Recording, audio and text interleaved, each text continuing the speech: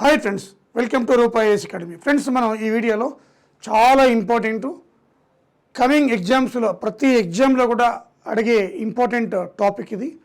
ఈ మధ్య India Pakistan conflict చూసాం మనం, ఘర్షణ వాతావరణం అప్ టు వార్ వరకు వెళ్ళింది. ఈ సందర్భంగా అనేకమైన మన ఇండియన్ ప్రెసిజన్ వెపన్స్ న్యూస్లోకి వచ్చాయి. ఆ వెపన్స్ వాడడం అనేది బ్యూటిఫుల్గా మనం వాడాం. అది హై ప్రెసిషన్ వెపన్స్ కూడా ఉన్నాయి దాంట్లో. మరి అవి ఒకసారి చూద్దాం మన ఎగ్జామ్ పాయింట్ ఆఫ్ వ్యూలో. అదేవిధంగా మనం వాడకాన్ని చూసి ప్రపంచమే నివ్వెరపోయింది. ఇలా కూడా వీటిని ఇంత అద్భుతంగా కూడా వాడచ్చు అని చెప్పి ఇజ్రాయెల్ మనం చూసాం, world top most weapons country అనమాట. ఇజ్రాయెల్ వాళ్ళు కూడా అరే ఇంత మంచిగా వాడారు వీళ్ళని అనిపించింది అనమాట. అదేవిధంగా అమెరికా కావచ్చు, రష్యా కావచ్చు, ఫ్రాన్స్ కావచ్చు, వాళ్ళు అమెరికా కంటే మనం ఫ్రాన్స్, రష్యా నుంచే ఎక్కువ తీసుకున్న వెపన్స్ అని కూడా వాళ్ళు కూడా వాళ్ళ నుంచి తీసుకున్నా కూడా ఇంత అద్భుతంగా డిజైన్ వీళ్ళు ఎగ్జిక్యూట్ చేశారని చెప్పి వాళ్ళు కూడా హ్యాపీ ఫీల్ అయ్యారు. సో అది ఒకసారి చూద్దాం. మనం weapons used by India Indo Pak కాన్ఫ్లిక్ట్లో ముఖ్యంగా కొన్ని వెపన్స్ పేర్లు చెప్తాను మీకు.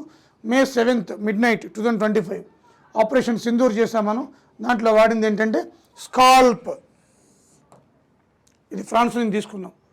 స్కాల్ప్, దీన్ని స్టార్మ్ ఆఫ్ షాడో అంటాం.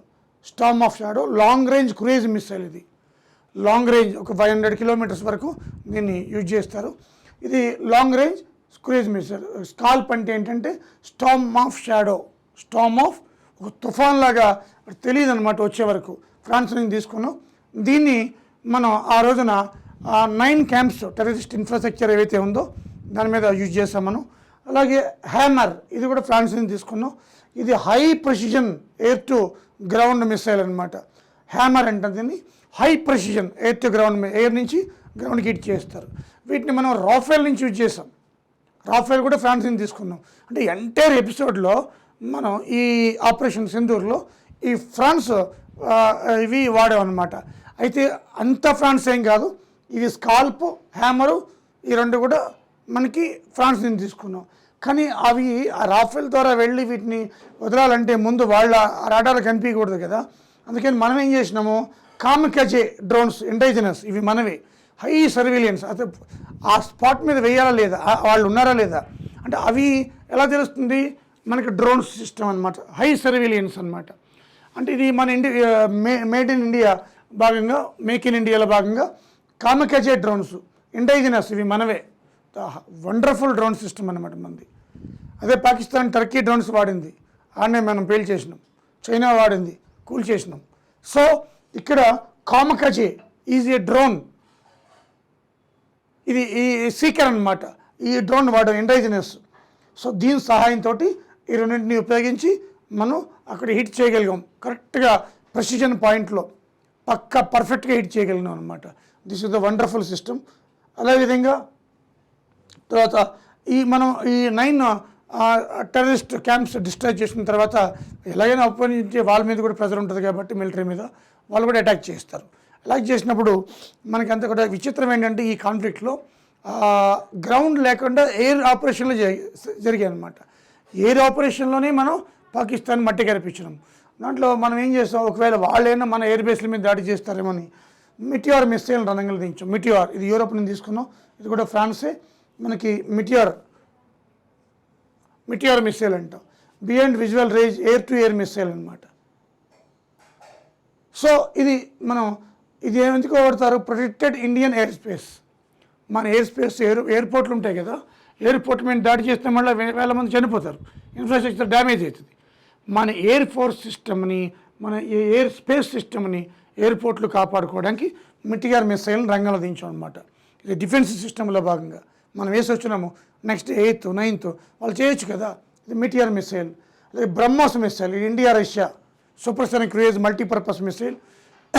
దీన్ని ఏం చేసినాం మనం, వాళ్ళ ఎయిర్ బేసెస్ ఏవైతే ఉన్నాయో దాన్ని డిస్ట్రాయ్ చేయడానికి వాడినాం. 8 ఎయిర్ బేసెస్ని సర్వనాశనం చేసింది బ్రహ్మాస్. నిజంగా బ్రహ్మాస్త్రమే. ఫస్ట్ ఏమో ఆపరేషన్ సింధూర్లో first May 7th SCALP, HAMMER, kamikaze. తర్వాత వాళ్ళు చేస్తారేమో అని చెప్పి మనం మిటియార్ మిసైల్.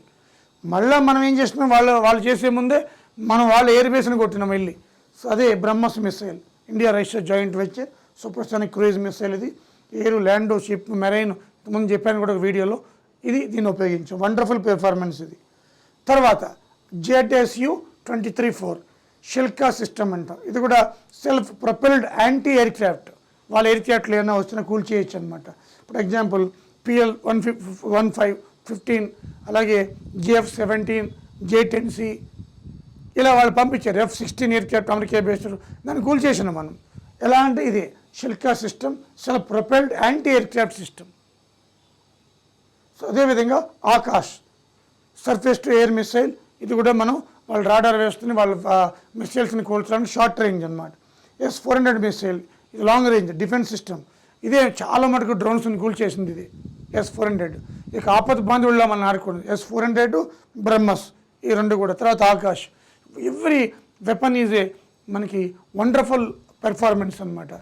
సో ఇది అంటే బయటికి తీసుకున్న వెపన్స్ ఇవన్నీ కూడా మీకు షేర్ చేస్తున్నాను.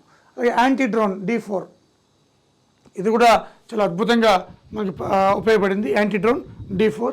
అదేవిధంగా పిచోరా, ఇవి గన్స్, గరుడ స్నిఫర్స్, అలాగే రాఫెల్ ఎయిర్క్రాఫ్ట్ ఫ్రాన్స్ నుంచి తీసుకున్నాం. L-17 anti aircraft gun. ఇది ఇన్ని అంశాలు ఇవన్నీ కూడా మనం చూడండి. కొన్ని ఏమో మేక్ ఇన్ ఇండియాలో భాగంగా చేసాము, కొన్ని ఏమో ఇతర దేశాలతోటి హై టెక్నాలజీ ఉన్న వాటిని మనం తీసుకున్నాం. మనం బరాక్ మిసైల్స్ని కూడా ఉపయోగించాం. బరాక్, ఇది ఇజ్రాయెల్ని తీసుకున్నాం. వీటిని కూడా మనకి ఉపయోగించాం. అంటే ఇంత అద్భుతంగా ఇజ్రాయెల్, రష్యా, ఫ్రాన్స్, అమెరికా అంటే వరల్డ్లో టాప్ మోస్ట్ కంట్రీస్ దగ్గర ఉన్న ఈ యొక్క టెక్నాలజీ అంటే ఇండియా దగ్గర ఉంది.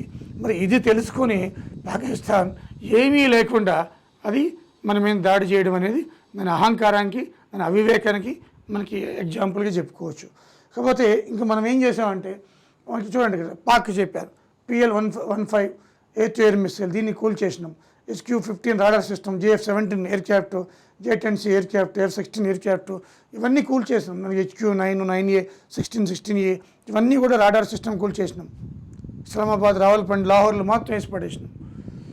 సో ఇవన్నీ ఒక ఎత్తు అయితే మనకి పాకిస్తాన్లో న్యూక్లియర్ కమాండ్ ఏరియా ఏదైతే ఉందో కిరాణా హిల్స్ అంటాం. కిరాణా హిల్స్ ఇది చాలా ఇంపార్టెంట్.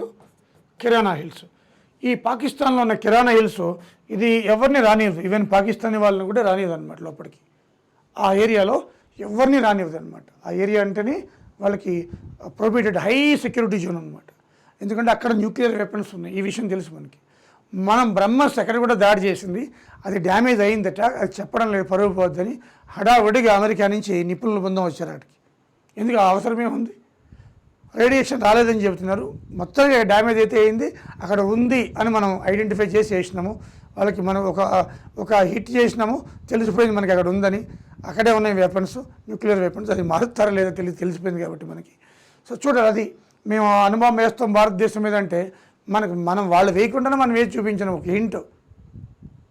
అందుకని పాకిస్తాన్ ఏం చేసింది, కాళ్ళ బేరానికి వచ్చిందనమాట. ఇది మనకున్న ఇంపార్టెంట్ ఇన్ఫర్మేషన్.